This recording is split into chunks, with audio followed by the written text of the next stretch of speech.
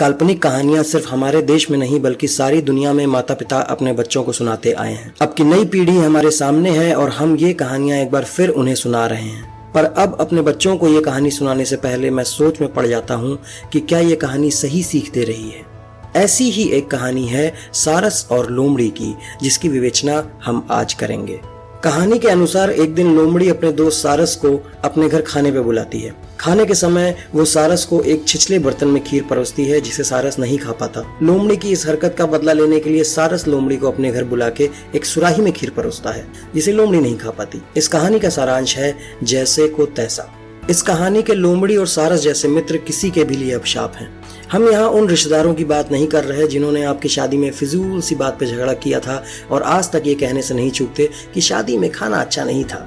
हम उन लोगों की बात कर रहे हैं जिन्हें आपने अपना करीबी माना पर आपकी जरूरत पे इन्होंने एक लेकिन लगा के बात खत्म कर दी। उदाहरण के तौर पर किसी का अपने साथी से कहना कि मैं तुमसे प्यार तो बहुत करता हूँ लेकिन शादी, या फिर बॉस का कहना कि तुम हमारे सबसे अच्छे एम्प्लॉय हो लेकिन प्रमोशन, या फिर किसी दोस्त का कहना कि अरे आप मांगे तो हम जान दे देंगे लेकिन पैसे। ऐसे रिश्ते उनके लिए अफसोस का कारण हैं जिन्होंने इन रिश्तों में अपना समय निवेश किया, लेकिन वो लोग दया के पात्र होते हैं जो बार बार धोखा खाने पे भी ऐसे रिश्तों को निभाते रहते हैं। इस कहानी में सारस कम से कम दया का पात्र तो नहीं है क्योंकि वो लोमड़ी की कुंठित मानसिकता को समझ जाता है, लेकिन सारस इस समझ का सकारात्मक उपयोग नहीं कर पाता और अपनी बेइज्जती का बदला लोमड़ी की बेइज्जती करके लेता है। पर सारस ने जो किया वो बदला नहीं बल्कि प्रतिक्रिया मात्र थी जिसमें फिर एक बार सारस का ही समय व्यर्थ हुआ। मान लीजिए आपका कोई करीबी दोस्त रोज आपसे 100 रुपए मांगे और कभी ना लौटाए, तो आप जल्दी ही ऐसे दोस्त से किनारा कर लेंगे। अब जरा सोचिए कि 100 रुपए तो आप फिर दोबारा कमा सकते हैं पर खोया वक्त वापस लौट के नहीं आता। तो जब आप यूं ही रुपए बांटते नहीं फिरते तो इस कहानी की लोमड़ी जैसे लोगों की हरकतों पे प्रतिक्रिया देके अपना अमूल्य वक्त क्यों बर्बाद करते हैं।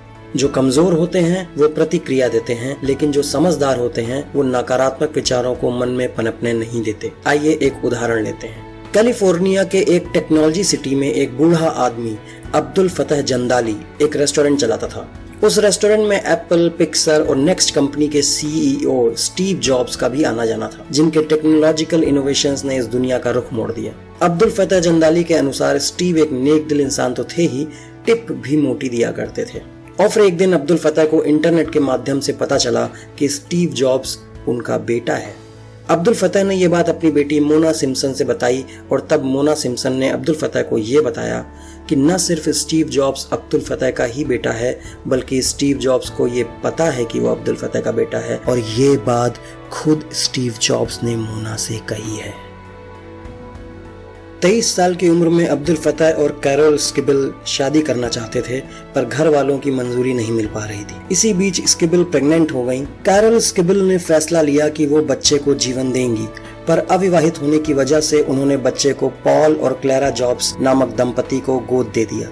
जाहिर है अब्दुल फतह को इस सब के बारे में कुछ भी पता नहीं था। बड़े होने पर अपने असली माता पिता के बारे में पता चलने के बाद भी स्टीव जॉब्स ने पॉल और क्लेरा जॉब्स को ही अपना माता पिता माना और एक बेटे के सारे फर्ज निभाए। उन्होंने अपने जैविक माता कैरोल स्किबिल और बहन मोना सिम्पसन से भी अच्छे पारिवारिक संबंध बनाए, लेकिन अब्दुल फतह को अपना पिता मानने में उन्हें कोई दिलचस्पी नहीं रही। ना कोई प्रतिक्रिया, ना कोई बदला, बल्कि स्टीव जॉब्स के अनुसार अब्दुल फतह स्टीव के लिए सिर्फ एक स्पर्म बैंक थे। हम अपने बच्चों को बताएं कि हमारा जीवन हमारी अपनी जिम्मेदारी है और हमारे छोटे छोटे फैसले ही हमारे जीवन की दिशा तय करते हैं। दुनिया में ऐसे बहुत लोग हैं जो साथ देने के नाम पे सिर्फ वक्त बर्बाद करते हैं और जरूरत के समय पीठ दिखा देते हैं। हम अपने बच्चों को ऐसे लोगों की पहचान कराएं और बताएं कि जो कभी कोई ऐसा इंसान धोखा दे भी दे तो उसकी हरकतों पे प्रतिक्रिया देने या बदला लेने की बजाय अपनी सारी ऊर्जा खुद को महानता की तरफ ले जाने में लगाना है। इसी में असली जीत होगी और यही सबसे बड़ा बदला है।